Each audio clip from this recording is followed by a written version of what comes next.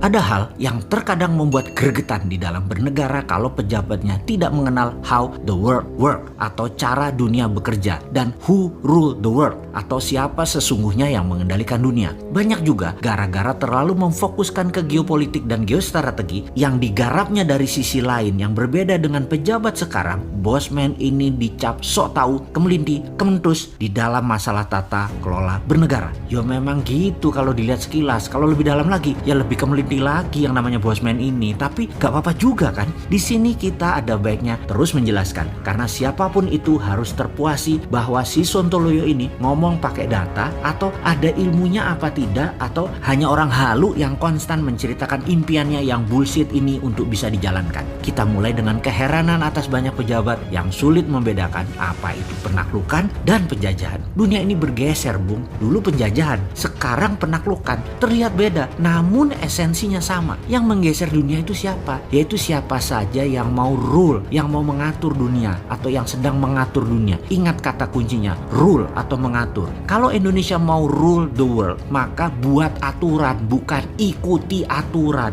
Mulai paham mengapa berkali-kali si Sontoloyo ini mengatakan negara tidak berdaulat selama mengikuti aturan dari globalis atau dari negara kuat lainnya. Kita mulai dengan who rule the world. Mereka ya ruling the world punya dua cara, conquering atau penaklukan, yang kedua adalah colonialization atau penjajahan. Penaklukan adalah mereka mengambil apa yang mereka butuhkan dengan paksa. Kalau penjajahan, mereka bukan hanya mengambil apa yang mereka butuhkan, tapi menetap, tinggal, mencaplok wilayah dan mengendalikan wilayah tersebut dengan aturan mereka. Amerika itu strateginya adalah conquering. Timur Tengah ditaklukkan, minyak dan gasnya dikendalikan, diambil. Indonesia dan negara penghasil kekayaan alam, energi terbarukan maupun mineral tambang ditaklukkan dengan berbagai tekanan. Amerika yang conquering pemerintahannya, kemudian yang mengkolonisasi adalah swastanya Amerika. Tiongkok menggunakan koloni atau penjajahan, uang Tiongkok, tenaga kerja Tiongkok, mesin teknologi Tiongkok, wilayah hasil alamnya seluas-luasnya dikuasai sampai bahan bakunya habis di negara lain tersebut, lalu hasilnya setengah jadi, produknya tadi diambil balik ke Tiongkok lagi. Tiongkok yang conquering pemerintahnya, yang mengkoloninya BUMN Tiongkok. Kelebihan Tiongkok adalah karena basisnya negaranya adalah komunis, dan komunis itu punya ciri yang sama dimanapun komunis berkuasa. Kuat sekali propagandanya dan kuat sekali mengendalikan informasinya, baik yang masuk ke Tiongkok ataupun yang keluar dari Tiongkok. Semua didesain, semua diorkestrakan. Semua cerita yang keluar dari Tiongkok, semuanya Tiongkok itu bagus, Tiongkok itu keren, terorkestra rapih. Halaman depan Tiongkok, fasad bernegaranya, mukanya Tiongkok, halaman depannya, apapun dari Tiongkok itu bagus. Itulah propaganda dengan mengendalikan media serta informasi. Ini kalau di Tiongkok hal seperti ini, propaganda itu masuk di Kementerian Pertahanan, masuk di DOD-nya, Department of Defense.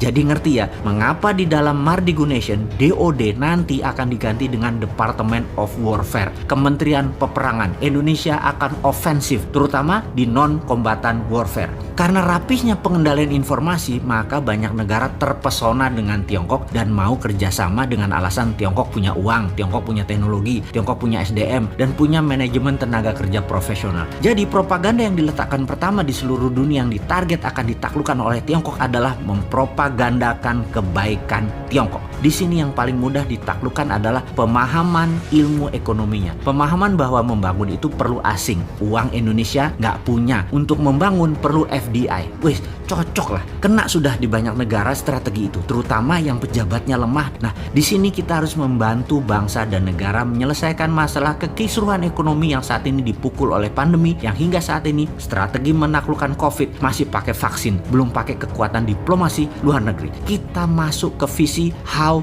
the world works sekarang. Bagaimana cara dunia bekerja? Ada sebuah website yang menghitung hutang semua negara. Klik saja di worlddebtclocks.com.